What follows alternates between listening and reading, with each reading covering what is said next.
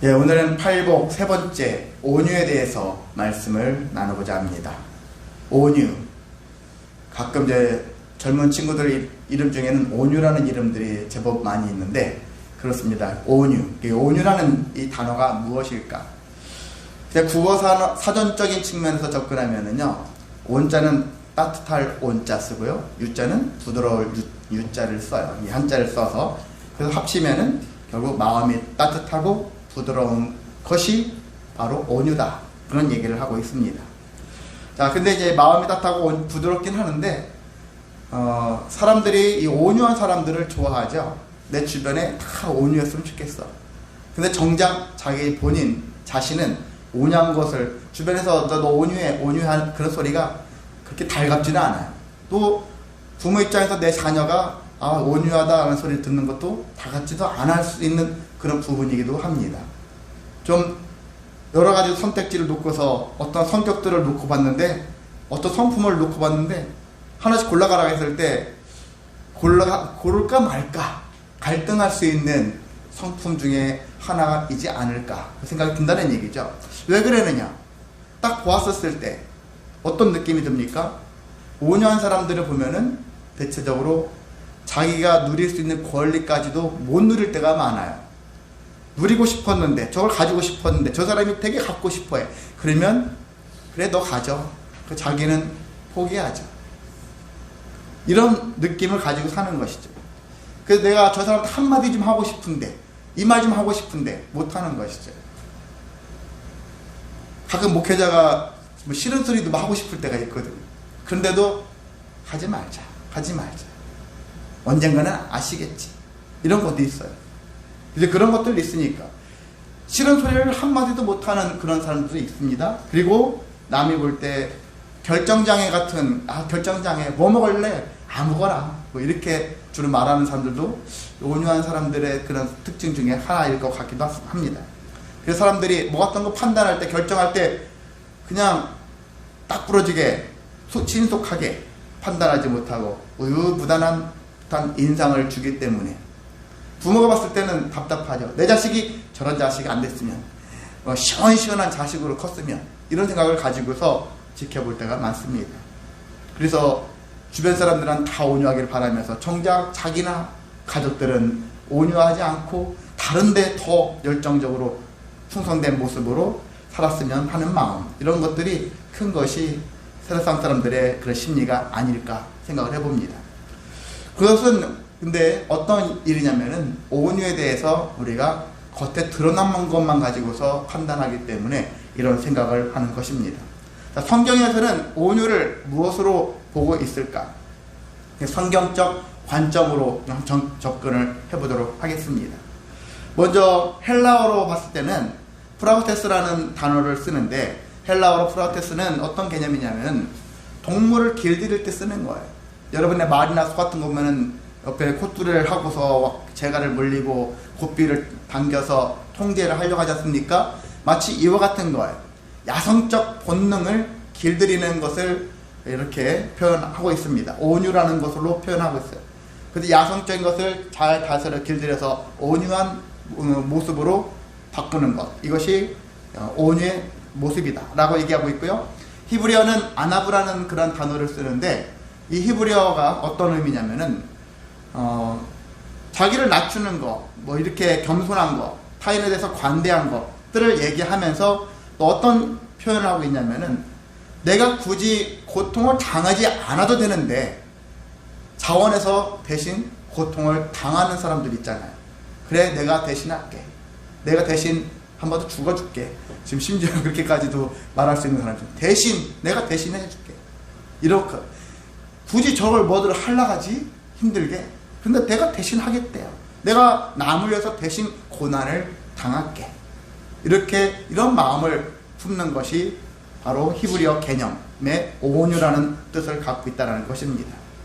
그래서 우리가 이러한 온유의 뜻을 가지고서 접근을 하는데, 이런 온유하면 떠오르는 사람들이, 대표적인 사람, 저는 딱 부러지게 그 온유와 직접적인 단어와 관련된 사람이 성경에는 특히 두 사람이 있는데, 그 사람이 첫 번째가 여러분이 지금 알다시피 모세라겠죠.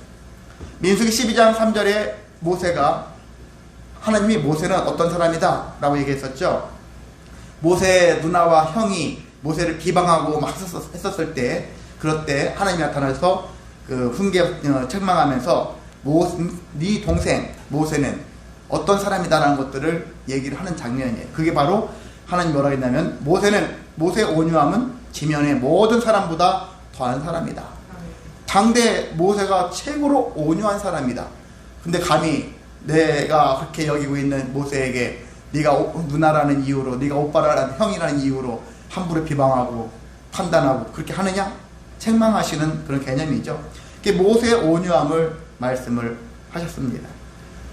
근데 사실상 모세는 당대 그렇게 온유하냐 했었을 때 온유한 것 같지는 않아요. 모세도 자기 성깔이 아직은 살아있어요. 예전보다는 많이 죽었지만 그래도 여전히 모세의 성깔은 있거든요. 왜냐하면 이스라엘 출애굽에서 40년 동안 보면은 중간중간마다 모세가 막 심장이 터지도록 엄청난 그러한 갈등을 느끼면서 백성들을 향해서 환탄하는 그리고 좀 어떻게 보면 욕할 수 있는 그런 분위기도 연출되거든요. 무조건 참고 하는 것이 아니라 모세도 할 말은 하는 사람이었거든요. 그럼에도 온유하다라고 얘기를 하고 있습니다. 두 번째 사람은 누구냐면 자기가 자기 자신 나는 사랑이 많아 그렇게 얘기하면은 참 누가 판단한 건데 자기가 자기 사랑 많다면 그렇잖아요, 표현이. 근데 예수님은 그렇게 하실 분이에요. 예수님이 마태복음 11장에 보면은 스스로 자기 자신에 대해서 나는 마음이 온유하고 겸손하니, 자기 자신을 온유하고 겸손한 자라고 표현을 하고 있어요. 대단한 용기죠. 그렇죠?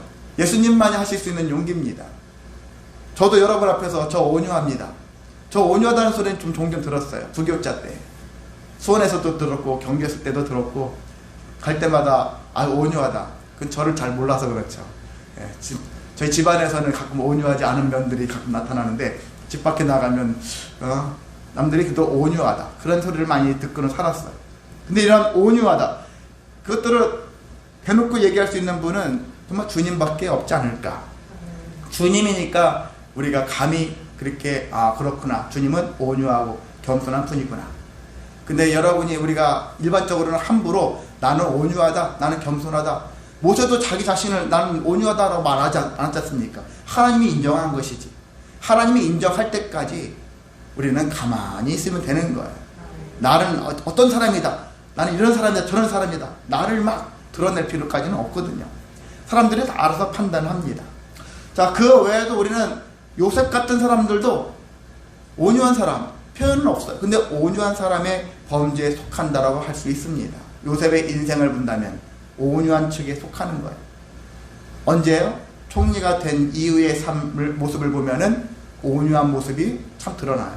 그 형제들을 만났을 때 정말 때로는 나를 팔아먹은 저 형제들을 봤었을 때 죽이고 싶었을지도 몰라요. 총리라는 그러한 권세를 펼쳐가지고 그렇게 할 수 있었는데도 불구하고 하나님의 이름을 가지고서 포용하고 수용하고 화평을 이루어가는 그런 마음들.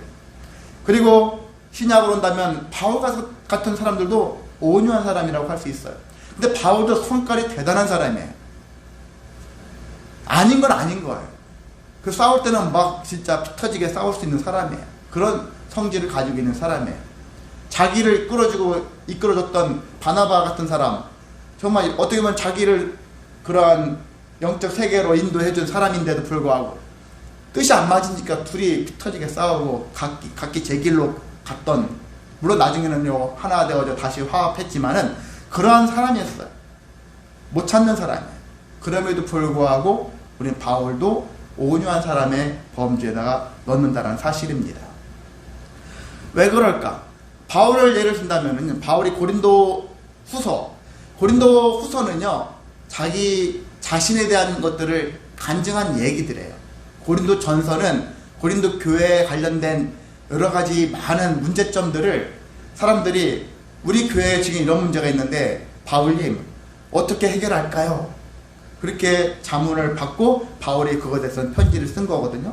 근데 고린도 후서는 나는 말이지 내가 어떤 과정을 거쳐서 이렇게 살고 있고 어떤 식으로 살고 있고 앞으로 어떻게 할 것이다, 자기에 대한 간증에 대한 얘기가 고린도 후서거든요. 그래서 고린도 후서 제일 후반부에 보면은 자기가 이런 고백을 하고 있어요. 내 은혜가 내게 족하다. 이런 고백을 하고 있습니다. 근데 그 고백하기 이전에 이제 뭐라 하고 있냐면은, 고백하면서 뭐라 하냐면, 내가 약한 그때 강함이 된다라고 얘기하고 있어요. 내가 약하다라는 것을, 자기가 약한 것을 다른 사람은 드러내고 싶지 않아요. 내가 약점을 보이면 그 약점을 사람들이 물어 뜯으니까. 동물의 왕국에서는 약점이 드러난 순간 당하게 돼 있잖아요. 그래서 사자나 호랑이들이 보면은 동물 중에서 딱 봤을 때 아무나 건들지 않거든요. 자기 봤을 때 제일 약하게 보이는 것들을 잡아가지고 먹는 거거든요. 그런 것처럼 이 세상도 마찬가지거든요. 약점이 있다 하면은 그 약점을 파고드는데, 근데 바울은 자기 약점을 나는 드러낸다라는 거예요. 내 약한 것들에 대해서 오히려 자랑한다는 얘기를 하고 있어요. 내가 왜 자랑하느냐? 내가 이 자랑하는 이유는 그리스도의 능력을 드러내기 위해서 한다. 자기를 드러내지 않고 그리스도의 능력을 드러내기 위해서 한다라는 거예요. 그래서 그런 얘기를 표현하고 있고, 그리스도를 위해서 나는 약한 것들과 그리고 능력과 궁핍, 박해, 권고를 기뻐한다 하면서 내가 약한 그때 강함이 된다라는 고백을 하고 있습니다. 그래서 이 말씀을 통해서 우리 생각할 수 있는 것은, 인내하면은 약해 보인다. 뭔가 모르게. 우리 아까도 제가 성품 중에서 골로할 때 뭔가 주저주저 하는 게 좀 약해 보여. 뭔가 좀 인생 살아갈 때 강한 게 좋은데 이건 너무 약해 보여서 언제 무너질지 모르겠어. 이런 생각을 가지게 하는 그런 느낌이 있는데, 근데 인내는 온유는 결코 그렇지 않다라는 것입니다. 언뜻 봤을 때 우유부단하게 생겼고요. 약한 성품처럼 보일 수 있겠지만은, 진짜 온유한 사람은 누군가 짓밟아도 짓밟히지 않아요. 누군가 와서 강제 다 빼앗아가도 그렇다고 해서 내 인생이 포기되어지고 쉽게 흔들려서 절망한 그런 인생으로 살지 않는다는 사실입니다. 자, 이것이 왜 가능할까? 이것이 왜 가능하겠습니까? 온유한 사람에게는 어떤 것이 있을까? 그 안에 주님이 계시기 때문이다. 주님이 계시기 때문에 온유한 거예요. 여러분, 세상적으로 제가 그냥 착하고 착한 사람, 그래서 온유한 사람, 이런 걸 개념으로 얘기하는 게 아니에요. 오늘 제가 말씀드리고자 하는 온유에 대한 얘기는요, 주님이 함께 하시는 자에 대한 온유를 얘기하고 있는 것입니다. 주님이 함께 하지 않는 자에 대한 온유는 없다라는 거예요. 그 이유는 이따가도 말씀드릴게요. 자, 그래서 주님이 계시기 때문에, 바울도 이와 같은 자기 고백을 했었던 이유는 그 안에 주님이 계시기 때문에 내가 약해도 돼. 나는 약해도 돼. 왜? 내 안에 계신 주님이 나를 견고하게 세워주실 것이니까. 그러니까 나의 약점을 드러내도 괜찮아. 누가 그것을 물어뜯고 자기 것으로 빼앗아 갈지라도 나는 두려워하지 않아. 이런 마음을 가질 수 있었다는 것입니다. 그러니까 중요한 게 뭐예요? 내 안에 주님이 계신다는 것이죠. 주님이 계신 자가 되어야 한다는 것이죠. 온유한 자가 되고 싶은데 주님이 안 계신 상태에서 온유함만 키운다? 한계가 있어요. 남을 위해서 열심히 섬기고 봉사하고 좋은 일하고 선한 일 하는데 어느 순간에 한계점이 딱 다다라요. 그런 사람 많지 않습니까? 한계 다다라가지고 나 더 이상 안 할래. 정말 그렇게 하는 사람도 있거든요. 벌써 이런 인생을 가지고 사는 사람들이 있거니와 어떤 사람은 계속해서 그 일을 하고 있어요. 즐거움을 하고 있어요. 자기의 약점이 다 드러났음에도 그 일들을 하고 있습니다. 왜? 주님이 나와 함께 하시니까. 무너지지 않는 거예요. 저도 목회하다가 종종 무너지고 싶은 마음들이 있어요. 그만 이런 생각도 가끔씩 와요. 그럴 때마다 그건 네 생각이다. 인간적인 생각이고 사단이 주는 마음이다. 이런 마음으로 또 물리치고 그래서 다시 그래, 하나님께서 나와 함께 하시는 이상 내가 먼저 포기하지 말아야지. 하나님의 뜻이 아닌 이상, 하나님의 뜻이라면 모르겠지만 내 뜻으로 모든 것들을 판단하지 말아야지. 이런 생각을 하거든요. 여러분도 그렇게 되어지시기를 소망합니다. 순간순간 놓치고 싶고 때려치고 싶잖아요. 그럴 때마다 약해지지 마시고 주님이 나와 함께 하시기 때문에 그래, 이런 환경에서도 이런 상황에서도 나는 일단은 끝까지 간다 하는 마음을 가지고서 여러분이 견고하게 서가시기를 소망합니다. 온유한 자는요, 우리가 전에 이 3절과 4절에 있는 말씀을 나눴죠. 심령이 가난한 자, 애통하는 자. 이것과도 관련이 있는 말씀이기도 합니다. 하나님 말씀은요, 다 연결되어 있어요. 관주라고 하죠. 옛날 관주 성경. 관주는 구슬을 꿰다라는 뜻을 갖고 있어요. 그냥 하나만 있으면 모르겠지만 이것을 꿰었을 때 하나 연결고리 되어져 가지고 있을 때 아름다운 목걸이가 되어지고 귀걸이가 되어지고 뭐 이렇게 장식이 되어지고 하는 것과 같이 하나만 있으면 뭔지 모르게 그냥 이상해. 그런데 연결했었을 때 다 그 가치가 드러나는 것처럼 하나님 말씀을 쭉 연결하다 보면은 그런 은혜가 있는 거죠. 그래서 제대로 된 말씀을 가지고 있다면은 창세기부터 요한계시록까지 읽었을 때 그런 일관된 그러한 내용의 말씀들을 가질 수가 있습니다. 그래서 오늘 여기도 팔복도 다 따로따로 다른 게 아니에요.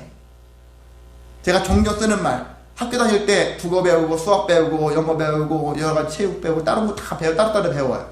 그런데 다 졸업하고 나면은 안 배워도 우리의 삶은 지금 국어도 하고 있고 수학도 하고 있고 다 하고 있잖아요. 우리가 그런 것처럼 다 연결돼 있어요. 삶 속에 아예 다 녹아져 있습니다. 오늘 말씀도 그래요. 심령이 가난한 자, 애통하는 자와 온유한 자는 무슨 상관이 있길래? 근데 상관이 있다라는 것입니다. 한번 무슨 상관이 있을까 한번 보실까요? 자, 심령이 가난하다는 얘기를 어떻게 들었습니까, 여러분? 심령이 가난한 것은 자신의 연약함 그리고 자신의 무능함을 인정하는 거예요. 아까 바울은 인정했잖아요. 내가 약한 것을 자랑한다고 할 정도로 그렇게 인정한 거예요. 그 왜 인정할 수 있느냐면은 내 힘으로는 살 수 없구나. 내 힘으로는 할 수 없구나. 내 능력으로는 할 수 없구나. 이것을 또한 인정하는 행위가 되는 것이고요. 그러면서 하나님이 필요하구나 라는 것을 고백하는 거예요. 그게 심령이 가난한 자의 자세이고 태도이고 나아갈 마음의 태도라는 것입니다. 그래서 하나님이 필요합니다. 하나님 함께 해주시고 하나님 제가 이거 도무지 할 수 없습니다. 하나님께 맡깁니다. 내 인생을 맡깁니다. 하나님께서 선하게 베풀어 주시옵소서. 그게 고백하는 거예요. 그게 심령이 가난한 자가 가져야 될 태도이고 두 번째는요. 여기 애통하는 자이 애통하는 자. 무엇에 대해서 애통하느냐? 바로 이것에 대한 것들을 애통하는 거예요. 내가 아무것도 할 수 없다는 무력감이 왔었을 때 뭔지 모르게 어떤 누가 감정선이 터졌을 때 눈물이 흐르잖아요. 드라마 같은 거 볼 때, 뭘 볼 때 때로는 울 상황이 아닌데도 다 눈물이 날 때도 있어요. 어떤 상황에서도 뭔가 모르게 내 안에 애통함이 싹 밀려올 때가 있습니다. 그 애통함 하나님께 고백을 했다 할지라도 뭔가 모르게 참 애통함이 막 생겨요. 이루 말할 수 없는 그 애통함 필연적으로 발생할 수밖에 없어요. 심령이 가난한 자는 자연스럽게 애통함이 생길 수밖에 없다. 근데 이 애통함을 우리는 어떤 애통함으로 고백해야 되느냐면은 지난번에 말씀 나눴었죠. 내 안에 주님이 계시지 않다라는 거예요. 주님이 필요한데 보니까 내 안에 지금 주님이 계시지 않네. 근데 주님은 계셔야 되겠는데 주님이 대신에 뭐가 내 안에 자리 잡고 있어요? 죄가 자리하고 있어요. 죄가. 주님이 계셔야 되는데 죄가 자리했었을 때 오는 애통함. 이런 애통함들로 연결시켜서 우리가 하나님 앞에서 애통함을 가져야 한다는 것입니다. 근데 그것이 다냐? 그게 아니라 이 애통함을 가지고서 이게 심령이 가난한 것과 그리고 애통함의 이 과정들이 쭉 지나고 난 다음에 결정체가 딱 생기기 시작하는데 그게 바로 온유함이라는 것입니다. 심령이 가난한 것과 애통함이 이걸 통과 의리처럼 이걸 지나가야 돼요. 여러분들 철이 만들어지는 과정 생각하시면 됩니다. 그냥 만들어지는 게 아니잖아요. 재련되어지고 단련되어져서 정금같이 순금처럼 나와야 되는 것처럼 바로 이와 같은 심령이 가난한 상태와 애통하는 상태가 지난 다음에 만들어지는 것이 온유함이다 라는 것을 그렇게 생각을 했었을 때 그래서 우리는 이것을 다시 한번 정리한다면 그래 온유해지려면 어떻게 해야 되느냐. 먼저 내 안에 주님이 함께 하셔야 한다는 것입니다. 주님이 함께 해야 되는 거예요. 내가 혼자서 막 몸부림친다고 되는 게 아니에요. 순간순간 될 수 있어. 그런데 인생 전체로 놓고 봤었을 때 그것들을 계속 유지할 수는 없어요. 두 번째는 뭐냐면은 그 주님이 나와 함께 하시면 모든 게 끝납니까? 그렇지 않은 거예요. 주님이 나와 함께 하시지만 이제는 내가 할 일이 있어요. 주님이 하실 일이 있지만 내가 할 일이 있는 것처럼. 공부도 안 하고서 100점 맞게 해주세요. 안 되잖아요. 주님이 함께 하시는 일이지만은 나도 할 일은 해야 되겠잖아요. 그게 바로 그러한 태도를 가져야 되는 것이, 그럼 내가 어떻게 해야지 온유해질까? 나도 훈련을 받아야 된다. 훈련을 받아야 된다는 거지. 삶의 훈련. 근데 그 훈련이라는 것이 행복한 훈련은 아니겠죠. 좋은 집에 초청되어져서 좋은 음식 먹고 좋은 곳을 살고 좋은 차를 누리고 타고 다니고 하는 그런 개념은 아니겠죠. 여러분이 군대 가면 훈련 받잖아요. 훈련이 좋습니까? 안 받고 싶죠. 힘드니까. 근데 이런 훈련을 얘기하는 거예요. 인생의 훈련. 수많은 광야에 놓여져 있는 인생을 살아가면서 이 인생, 이 훈련을 어떻게 내가 훈련을 잘 받을까? 이런 마음을 가지고서 잘 받기 위해서 그런 노력을 해야 한다는 것입니다. 자, 예수님도 말씀하셨죠? 마태복음 11장 29절 오늘 많이 나오는데 예수님이 말씀하시기는 나의 멍에를 메고 내게 내게 배워라 하는데 저는 그 뭘 배우라 했냐면은 저는 앞에 예수님이 미리 말씀하셨잖아요. 나는 마음이 온유하고 겸손하니 그 나의 멍에를 메고 배우라. 뭘 배워야 되나? 저는 온유와 겸손을 배우라 라는 뜻으로 이해를 하고 싶습니다. 온유와 겸손을 따로 분리해서 설명할 수 있지만 사실 온유한 자는 겸손이 포함되어 있어요. 같은 거예요. 온유와 겸손을 한 단어로 표현한다면 온유로 표현할 수 있어요. 겸손으로 표현할 수도 있고 그것을 특별히 이렇게 분리할 필요는 없어요. 같은 계열로 생각하면 되는 거예요. 그래서 온유를 배워라, 겸손을 배워라 라는 얘기를 하고 있습니다. 그러니까 신앙생활하면서 자기 성질을 그대로 두고서 지식만 쌓아가는 삶이 아니라 하나님 말씀을 배웠다면 내 성품이 변화되어지는 것을 느껴야 돼요. 전보다는 지금보다는 앞으로 점점 하루아침은 안 바뀌어요. 정말 안 바뀝니다. 수십 년에 걸쳐가지고 조금씩 바뀌어지거든요. 지나고 났더니 우리가 큰바위 얼굴 그런 이야기처럼 처음에는 몰랐지만은 나중에 보니까 큰바위 얼굴 롤모델을 찾으러 다녔는데 나중에 보니까 자기가 롤모델이 되어 있어요. 그렇습니다. 우리가 롤모델이신 예수님을 배우면 되는 거예요. 예수님이 온유하고 겸손한 분이니까 나도 예수님처럼 그런 사람을 쫓고 그런 사람을 희망하고 그런 사람 되기를 위해서 몸부림치면 어느새 되어 있다는 거예요. 아멘. 그런 모습으로 우리가 살아가시기를 소망합니다. 아멘. 그런데 어떻게 살아야 되느냐? 일단은 자기의 고집을 부리는 것을 버려야 돼요. 자기 의를 버릴 줄 알아야 돼. 고집을 안 버리고 자기 의를 내세우는 사람이 성품이 바뀌어질 수 있을까? 결코 바뀌지 않습니다. 자기의 생각을 버리지 않고 순종하지 않는 사람이 바뀌어질 수 있을까? 안 바뀐다라는 거예요. 다 내려놓는 거예요. 나는 아무것도 아니구나. 하나님 말씀으로 다시 리셋을 하는 필요한 것은 지워야 되는 것이죠. 컴퓨터를 친다면 하드 디스크를 포맷하는 거예요. 다 지우는 거예요. 전에 있던 걸 다 지우고 새 판으로 새로운 것들을 넣는 거예요. 근데 우리가 어릴 적부터 알게 모르게 많은 여러 잡다한 것들을 머릿속에 삶 속에 넣어버려가지고 이것들을 사는 동안에 안 지우고 그걸 바꿔 나가려니까 얼마나 힘듭니까? 그래도 바꿔 나가야 되죠. 계속해서 바꿔 나가야 되는 거예요. 하나씩 오늘은 이거, 내일은 저거. 그래 바꿔 나가면서 나 자신을 계속 온유한 사람의 반열에 이르기까지 그렇게 해야 하는 것입니다. 그렇지 않으면 어떤 일이 발생하느냐? 패역한 자의 삶을 살게 된다.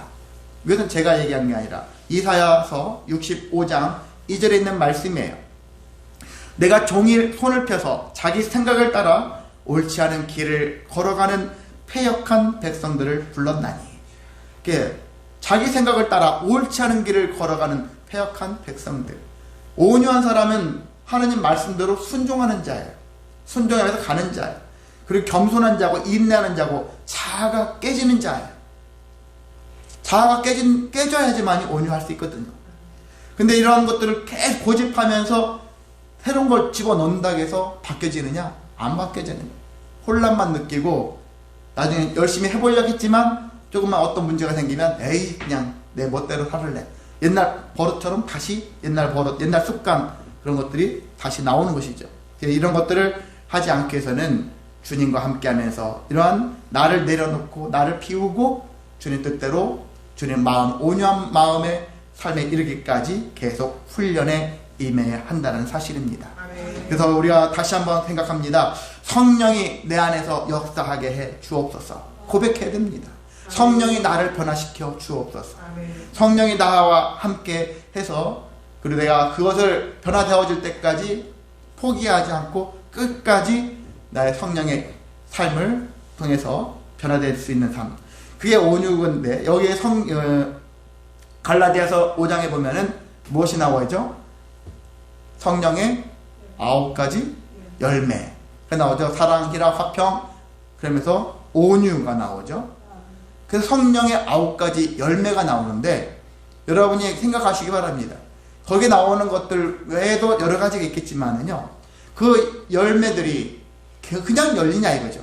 그렇지 않고 저절로 열려지는 것들도 있을 수도 있겠지만은 성령이 역사해서 그리고 내가 거기에 화합해서 응답해서 함께 열매를 맺어가는 거거든요. 성령이 강제로 열매를 막 맺혀주는 게 아니거든요. 내가 거기에 응답하는 것, 성령이 인도하시는 대로 내가 순종해서 거기서 열매가 열려지는 거거든요. 그래서 성령의 9가지 열매가 열려지는데 온유도 바로 그런 과정이라고 볼 수 있는 것입니다. 그 이야기는 온유는 타고난 성품이 아니라는 거예요. 교회 안 다니는데도 저 사람, 야, 저 사람 참 온유해. 이렇게 말하는 것을 우리 조심해야 돼요. 그건 순간순간 좋게 온유한 모습이 나타날 수는 있어요. 근데 진정 하나님 앞에서 온유한 사람이냐 했었을 때는 그 사람은 온유한 사람이 아닌 거예요. 타고난 성품 얘기하는데 그래요. 좋은 성품을 가지고 하지만은 일반적으로 성경적으로 말씀하자면은 타고난 성품은 다 죄성을 가지고 태어났어요. 모든 사람들은 죄를 가지고 태어난 사람이에요. 좋은 것들은 사실상 가끔씩 삐져나와서 보일 뿐이지 근본적인 것은 죄성을 가지고 태어난 게 우리의 모든 사람들의 공통된 특징입니다. 그런데 온유의 모습도 충성의 모습도 사랑의 모습도 드러날 수는 있어요. 근데 주님이 함께하지 않는 모습들은 오래 못 가는 거예요. 계속 바뀌어질 수밖에 없고 그리고 하다가 지쳐서 탈진해서 포기할 수도 있고 그런 부분이 되어질 수밖에 없는 것입니다. 그런데 주님이 함께 하신다면 성령의 열매가 열려진다. 그때가 언젠지 몰라요. 솔직히 모릅니다. 식물은 뭐 1년 지나면 가을에 되면 벼가 10월달 되어지면 추수가 되어지고 이렇게 어떠한 계획이 다 나오지만은 근데 이 열매 맺는 것은 성령의 열매 맺는 것은 알 수가 없어요. 우리 친구들이 같이 신앙생활 출발해서도 성령의 열매를 똑같이 맺지는 않을 수 있어요. 성도들도 마찬가지입니다. 교회 오래 다닌 사람일수록 많이 맺었냐? 그것도 아닌 거예요. 그래서 저와 여러분은 성령이 나와 늘 함께 하셔서 그 누구보다 성령의 열매가 먼저 주렁주렁 맺혀지기를 소망합니다. 그냥 살면 안 되는 거잖아요. 그냥 하나님께 나아갔는데 성령의 열매가 내 안에 주렁주렁 맺혔으면 얼마나 좋습니까? 그것이 성령의 열매가 맺히는 것 여러분이 별것도 아닌 것 같지만 여러분의 자산이에요. 여러분의 능력이고 여러분의 힘이 될 수 있습니다. 세상을 살아가는 힘이 되어줄 수 있는 게 성령의 9가지 열매이기 때문에 그것들을 소리하지 마시고 이건 돈이 안 되는데 돈 되는 데 쫓아가서 가지 마시고 성령의 9가지 열매가 있었을 때 그것으로 인해서 다른 삶을 여러분이 가지시기를 소망합니다. 하나님의 자녀는 그렇죠. 어떤 삶을 살아야 되느냐, 주님의 종은 어떤 삶을 살아야 되느냐. 오늘 주보에도 보면은 종에 대한 얘기 나오죠. 디모데후서 2장 24, 25절에 있는 말씀이죠. 주의 종은 어떤 사람이 되어야 되느냐? 마땅히 다투지 않아야 된다. 가르치기를 잘하는 사람이 되어야 된다. 얘기하면서 무슨 얘기를 하냐면 온유한 사람이 되어야 한다는 것들을 얘기하고 있습니다. 그리고 누군가를 훈계할 때도 온유함으로 훈계할 줄도 알아야 된다라는 얘기를 하고 있습니다. 온유한 사람은 한마디 말도 못하는 거 처음에 말씀드렸잖아요. 싫은 소리 한마디 못하는 거 그건 온유한 게 아닌 거예요. 온유한 사람도 할 말은 한다는 거죠. 제대로 된 말을 할 수 있는 거예요. 근데 누군가에게 훈계를 한다고 했었을 때는 자기 자신의 행실이 바르지 않고서 누군가를 훈계하는 거 어려운 거예요. 저도 여러분한테 막 이렇게 잔소리 같은 거 잘 못하는 이유가 여러분 하기 이전에 나는 과연 그걸 하고 있을까? 그걸 잘 지키고 있을까? 제 눈에 봤을 때는 막 지적하고 싶죠? 그런 생각이 드는데 이건 잘못된 생각일 수 있구나. 저도 집안에서도 그래요. 어떤 자녀가 화장실 가는데 불을 막 켜놓고 가. 그럼 제가 막 꺼요. 근데 한편으로는 그래도 한마디 해요. 화장실 갈 때는 불 좀 끄고 가라. 그렇게 얘기했었어요. 그냥 돌아보면서 무슨 생각했냐면 너는 제대로 다 지키고 사니? 절전 잘하며 사니? 생각할 때 컴퓨터를 켜놓은 상태로 저도 때로는 꺼놔야 되는데 몇 시간 동안 켜놓은 상태로 있는 경우도 많더라고요. 야, 딸한테 그 잔소리하기 전에 너부터 바꿔야 되지 않냐. 저도 소비하는 게 많으면서 왜 다른 사람들을 지적만 하려고 하지? 이런 생각을 하게 되어지더라고요. 이런 생각들, 그래서 여러분도 마찬가지입니다. 다른 사람들한테 쉽게 말하는 거, 함부로 지적하는 거 어려운 일이에요. 또 부부지간에도 부모님이 자식한테 얘기하는 거 어려운 일이에요. 그렇기 때문에 우리가 먼저 온유함으로, 그리고 사랑이 많은 것으로 성령의 9가지 열매 같은 열매들을 주렁주렁 맺히게 되어지면 굳이 얘기를 안 해도 된다. 왜? 그 자체가 삶이 본이 되어지니까 자녀들이든지 주변에 있는 친구들이든지 교우들이든지 자연스럽게 따라갈 수 있으니까. 근데 그렇게 되어지더라고요. 그래서 저도 가능하면 하지 말아야 되겠다. 제가 순간 누군가한테 어떤 지적할 때마다 제 자신을 막 돌아봤거든요. 그럼 너는 과연 지적할 수 있는, 네가 만약에 저 사람이라면 나를 얼마나 지적할까? 그런 생각을 해보면서 조심해야 되겠구나. 더 조심해야 되겠구나. 근데 그럼에도 훈계는 필요하다는 얘기죠. 근데 그 훈계를 우리가 온유함으로 훈계하라는 얘기죠. 그냥 너 왜 그랬어? 막 혼내듯이 하지 말고 사랑하는 마음을 가지고 정말 포용하는 마음을 가지고 그를 세워주면서 훈계해 줄 수 있는 그런 마음, 그런 것들이 더 필요하지 않을까 생각을 해봅니다. 자, 온유한 자는 어떤 복을 받게 되어질까? 이 말씀하고 말씀을 마치려고 합니다. 온유한 자는 어떤 복을 받게 되어질까? 첫 번째는 예수님이 뭐라고 하셨습니까? 온유한 자는 복이 있나니 땅을 기업으로 받을 것이미요 라고 하고 있습니다. 땅을 기업으로 받는데, 부동산을 받는데 얼마나 좋습니까? 야, 저기 땅이 내 땅이야. 얼마나 좋습니까? 복을 사모하는 자 입장에서는 정말 좋은 말씀일까요? 땅, 나한테 땅이 생긴대. 근데 이 땅이 우리가 알고 있는 일반적인 땅일까? 그렇지 않은 거예요. 이 땅은 주님이 오래전부터 우리에게 약속하신 약속의 땅이에요. 출애굽한 이스라엘 백성들에게 약속한 땅이에요. 그리고 구약에서 말씀하는 약속의 땅은 무슨 땅입니까? 젖과 꿀이 흐르는 가나안 땅.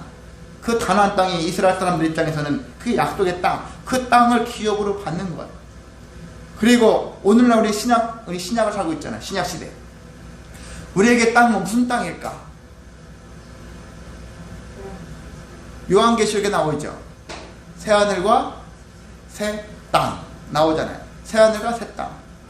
쉽게 얘기하면 하나님 나라예요. 하나님 나라를 받는다라는 거예요. 그 약속의 땅을 받는다는 얘기죠. 자, 어떻게 받습니까? 기업으로 받는데요. 기업으로 받는다는 말을 쉽게 표현하자면은 상속받는다는 얘기예요. 상속자. 그래서 우리는 상속자예요. 부모님이 가난하면 자식 입장에선 우리 부모님한테 받을 게 하나도 없네. 절망스러울 거예요. 근데 내 부모님이 재산이 많으면 내가 어떤 것을 하더라도 실패할지라도 그 많은 재산을 물려받으면 되니까 인생이 여전히 기대가 되어지죠. 부모님께 받을 게 있으니까. 마찬가지입니다. 우리 신앙생활하는 사람들은 무너지지 않는 이유 중 하나가 나는 상속자니까. 그것도 전지전능하신, 위대하신, 그리고 모든 걸 다 가지신 하나님의 상속자라는 거예요. 그 상속자의 그러한 권세가 우리에게 있기 때문에 온유한 자가 받는다는 건데 다른 사람도 아니에요. 온유한 사람에게 이러한 상급이 임한다는 사실입니다. 그러니까 우리는 얼마나 온유에 힘써야 되죠. 온유한 사람이 많기를 바라는 것이 아니라 내가 온유하기 위해서 계속 몸부림 쳐야 하는 것입니다. 두 번째는 풍성한 화평으로 즐거워하며 산다. 시편 37편 11절에 있는 말씀이죠. 온유한 자들은 땅을 차지하며 풍성한 화평으로 즐거워한다. 여기서도 땅을 차지한다라는 말이 나와 있어요. 그래요. 온유한 자는 땅을 차지하고 풍성한 화평으로 즐거워한다. 내가 온유함으로 인해 가지고 내 주변이 화평을 이루어요. 내가 온유한 사람으로 살면은요, 내가 나로 말미암아서 하나님과 저 사람의 관계가 좋아지고요, 그 사람과 사람의 관계가 좋아져요. 그러니까 답답하고 힘들었던 인생 모든 관계들이 선한 역사가 이루어지기 때문에 좋다는 얘기입니다. 그래서 온유한 사람이 있으면 온유한 것은 마치 윤활유와 같은 것이죠. 잘 돌아가게 만들어주는 거예요. 가정에서 온유한 사람이 필요하고요. 직장에서도 온유한 사람이 필요하고 교회에서도 온유한 사람이 필요합니다. 그런데 이것은 저 사람 타고났으니까 가능한 것이 그렇지 않다고 분명히 말씀드렸잖아요. 다 배워서 가능하다. 열심히 노력해서 훈련해서 가능하다 라는 얘기죠. 주님이 나와 함께 하시고 내가 주님의 뜻대로 살기 위해서 순종하다 보면은 어느새 온유한 성품이 드러난다는 사실입니다. 자, 마지막으로는 또 마태복음 11장 29절에 있는 말씀이죠. 쉼을 얻는다라는 사실입니다. 예수님이 우리에게 말씀하셨죠. 수고하고 무거운 짐진 자들아. 다 여러분 지금 수고하고 무거운 짐을 지고 살고 있지 않습니까? 저도 날마다 그렇게 살고 있는 것 같아요. 뭐가 그런지 이렇게 모르겠지만 뭔가 수고하고 뭔가 무거운 짐을 지고 가는 인생을 살고 있어요. 하루라도 좀 편했으면, 하루라도 행복했으면, 그런 생각 하려고 몸부림치는데 뭔가 모르게 무게에 짓눌려 가지고 사는 것이 우리 인생의 모습입니다. 그런데 예수님께서 우리에게 나한테 다 와라, 너만 온 게 아니라 모두에게 다 선포하시죠. 다 내게로 오라. 왜 오라 하십니까? 쉼을 주시려고. 쉼을 주시기 위해서 오시라는 얘기예요. 근데 여러분이 한 가지 앞서 한 말씀과 또 매치되는 건데, 무조건 주님께만 가면은 쉼을 얻을 수 있느냐, 그것도 생각해 보셔야 되는 거예요. 주님께 가면은 쉼을 얻을 수 있는 기회는 와요. 그런데 그 쉼이 다 왔다고 할 수 없어요. 쉼을 누릴 수 있다고 할 수는 없어요. 주님께 가야 되는데 가서 할 일이 있다라는 거예요. 아까 얘기했잖아요. 주님이 내게 와서 내게 배워라. 배우라 하잖아.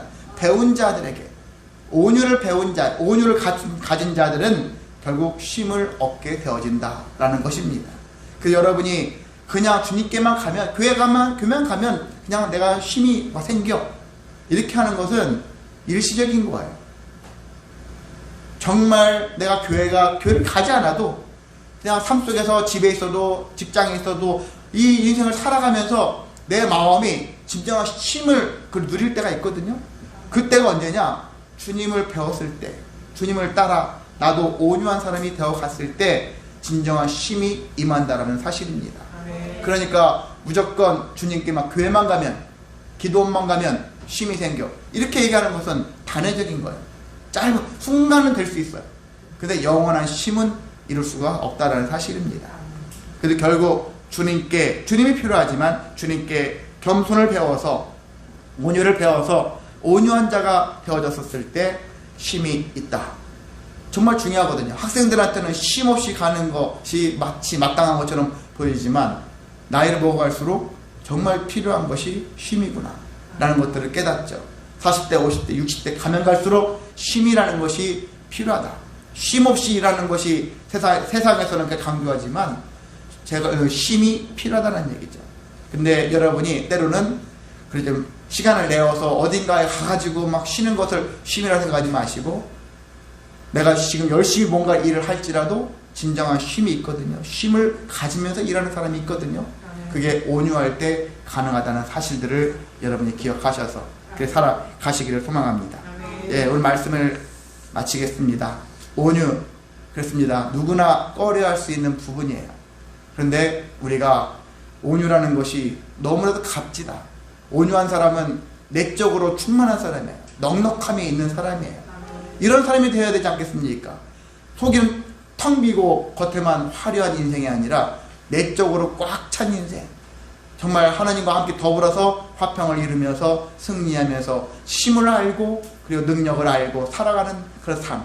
그게 온유한 사람의 모습이기 때문에 오늘 이 시간부터는 우리가 그 무엇보다 온유를 놓치지 마시길 바랍니다. 아멘. 나는 온유를 위해서 나아갈 거야. 온유한 인생이 될 거야. 아멘. 이런 결단과 고백을 하면서 살아가는 저와 여러분 되시기를 주님의 이름으로 소망하고 축복합니다. 아멘. 네, 이 시간 찬송합니다. 529장